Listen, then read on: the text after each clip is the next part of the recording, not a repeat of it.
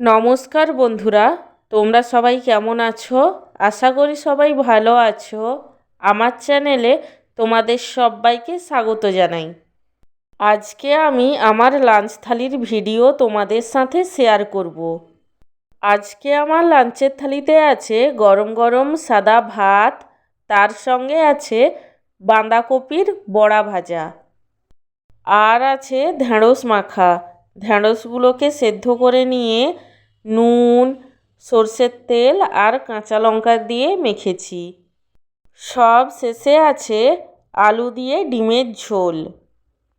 আমার আজকের এই সিম্পল লাঞ্চ থালির ভিডিওটি তোমাদের কেমন লাগলো সেটা কমেন্ট করে জানিও। আর ভিডিওটিকে লাইক এবং চ্যানেলটিকে সাবস্ক্রাইব করতে একদমই ভুলো না। সব শেষে তোমাদের সবাইকে জানাই আমার তরফ থেকে অসংখ্য ধন্যবাদ ভিডিওটি দেখার জন্য।